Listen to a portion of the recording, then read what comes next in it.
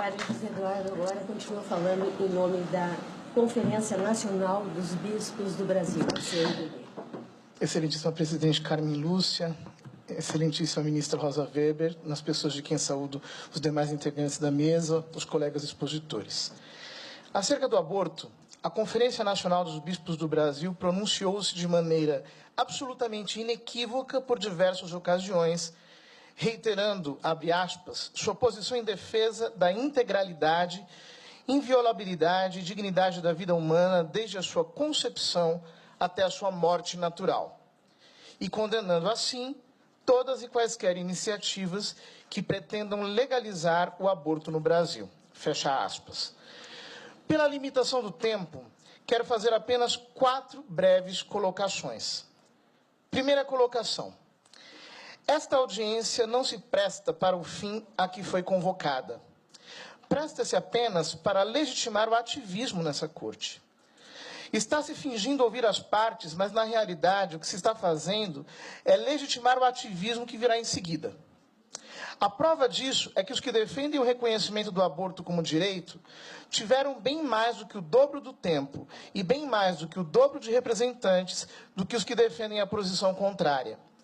Isso não respeita o princípio do contraditório que está expresso na Constituição Federal, cujo artigo 5º, inciso 55, estabelece que aos litigantes em processo judicial ou administrativo são assegurados o contraditório, a igualdade das partes no processo e a ampla defesa. Esta audiência, ao contrário, é parcial. A própria maneira pela qual está sendo conduzida viola a Constituição. Segunda colocação. A ADPF 442 sequer deveria ser aqui processada. Deveria ter sido indeferida de plano e imediatamente. A petição inicial é inepta, porque a Lei 9.882/99, que é a lei que rege as ADPFs, estabelece como requisito essencial para o processamento que a petição inicial venha instruída por controvérsia. O artigo 1º da mencionada lei estabelece que, abre aspas, caberá arguição de descumprimento de preceito fundamental quando for relevante o fundamento da controvérsia constitucional sobre lei ou ato normativo. O artigo 3º estabelece que, abre aspas, a petição inicial deverá conter a comprovação de existência de controvérsia relevante sobre a aplicação do preceito fundamental que se considera violado. Fecha aspas. Ora, é fato evidente que, desde 1988, nunca houve controvérsia alguma sobre a constitucionalidade da norma impugnada. A controvérsia foi artificialmente fabricada no voto do habeas corpus 124.306, redigido pelo ministro Barroso, ex-advogado de organizações que defendem a despenalização do aborto. Até o voto, não havia, em qualquer obra de direito constitucional ou penal, nenhum registro de suspeita de inconstitucionalidade da norma. Terceira colocação. O Supremo Tribunal Federal não pode legislar. E, neste caso, já não estamos nem mais falando em legislar, mas em usurpar o poder constituinte originário. O artigo 5º da Constituição estabelece que a inviolabilidade do direito à vida é cláusula pétrea, e seu parágrafo 2º estabelece que os direitos e garantias expressos na Constituição não excluem outros decorrentes do regime e dos princípios por ela adotados. Ou seja, proíbe qualquer interpretação restritiva dos direitos consignados neste artigo, inclusive o direito à vida. As únicas restrições ao direito à vida são aquelas estabelecidas no próprio direito, no próprio texto da Constituição. Portanto, nem o Congresso poderia diminuir esses direitos, muito menos o Supremo Tribunal Federal. Por esses motivos, tanto esta audiência pública quanto este processo não são legítimos. Quarta colocação. A Comissão Episcopal da Pastoral Familiar da CNBB, em artigo publicado na última sexta-feira, analisou os discordantes números aqui apresentados sobre as estatísticas do aborto. Esses números acabaram se tornando a base de quase todas as apresentações da audiência da sexta-feira. dezenas de representantes de organizações falaram em 1 milhão de abortos por ano e de 500 mil abortos por ano.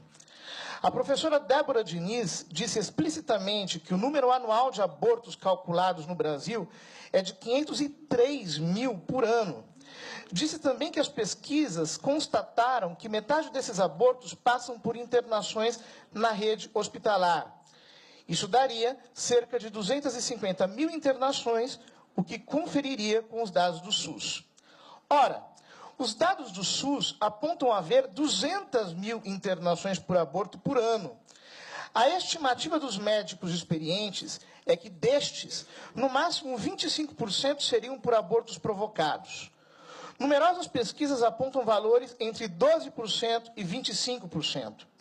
Em 2013, o IBGE estimou que o número de abortos naturais corresponde a 7 vezes o número de provocados. Tomando um já provavelmente superestimado valor de 25%, deveríamos concluir que se houvesse no Brasil 250 mil internações por abortos provocados, deveria haver entre 1 milhão e 1,5 milhão de internações totais de abortos, e não apenas 200 mil. Além disso, os livros de obstetrícia e patologia afirmam que o número de abortos naturais, ocorridos em sua maioria no final do primeiro trimestre, é cerca de 10% do número de gestações, a maioria dos quais passam pelo SUS. Se as internações por aborto fossem 1 milhão ou 1,5 milhão, o número de nascimentos no Brasil deveria ser 10 vezes maior. Nasceriam no Brasil entre 10 a 15 milhões de crianças por ano, mas só nascem 2 milhões e 800 mil. A realidade é que dos 200 mil abortos atendidos pelo SUS, no máximo 50 mil são abortos provocados. Provavelmente bem menos. Então, no máximo, há 100 mil abortos provocados por ano no Brasil. Os números que foram aqui apresentados são 10 ou mais vezes maiores do que a realidade. Toda esta inflação é para poder concluir que onde se legalizou a prática, realizaram-se menos abortos do que no Brasil. Mas na Alemanha, se praticam 120 mil abortos por ano. A Alemanha possui apenas 80 milhões de habitantes. Se a Alemanha tivesse 200 milhões, como o Brasil, ali haveria 300 mil abortos por ano, 3 vezes mais que o Brasil. Na Espanha, se praticam 100 mil abortos por ano. A Espanha tem apenas 45 milhões de habitantes. Se possuísse 200 milhões, ali se praticariam 400 mil abortos por ano, 4 vezes mais que o Brasil. Os Estados Unidos têm 320 milhões de habitantes e 900 mil abortos por ano. Se tivessem 200 milhões de habitantes, praticariam 600 mil abortos por ano, 6 vezes mais que o Brasil. O Reino Unido tem 60 milhões de habitantes e 200 mil abortos por ano. Se tivesse 200 milhões de habitantes, praticaria 700 mil abortos por ano, 7 vezes o número do Brasil. A Suécia tem 10 milhões de habitantes e pratica 40 mil abortos por ano. Se tivesse 200 milhões de habitantes, praticaria 800 mil abortos, 8 vezes mais que o Brasil. A Romênia, de que tanto se falou aqui, possui 20 milhões de habitantes e pratica 90 mil abortos por ano. Se tivesse 200 milhões, faria 900 mil abortos por ano, 9 vezes mais que o Brasil. A China, com 1 bilhão e 300 milhões de habitantes e 7 milhões e 400 mil abortos, se tivesse a população do Brasil, faria 1 milhão e 200 mil abortos por ano, mas isto é 12 vezes o número do Brasil. A Rússia possui 140 milhões de habitantes e 1,5 milhão de abortos por ano, isto é, 23 vezes mais do que no Brasil. Em todos estes países, o aborto foi legalizado. Praticam até 3 a 23 vezes mais abortos que o Brasil. Se examinarmos as estatísticas de outros países de que temos dados confiáveis e onde o aborto está legalizado, como a Geórgia, Cazaquistão, Cuba, Estônia, Hungria, Ucrânia, Islândia, Dinamarca, Noruega, Turcomenistão, Nova Zelândia, Coreia do Sul, França, Israel, Grécia, Portugal, Finlândia, África do Sul, Bélgica, Lituânia, Japão, Itália, Taiwan, Suíça, Uzbequistão, Canadá, Austrália, Holanda e outros, obteremos dados em tudo semelhantes. A conclusão é que, exatamente ao contrário do que foi sustentado aqui pelos que estão interessados em promover o aborto, quando se legaliza o aborto, o número de abortos aumenta e não diminui. É no primeiro mundo onde se praticam mais abortos e não no Brasil. Por favor, não mintam para o povo brasileiro. Não subestimem a democracia. Democracia não é somente voto. Os brasileiros estão vendo o que está acontecendo aqui, sabem o teatro que está sendo armado e sabem como fazer valer seu papel no regime democrático. Muito obrigado.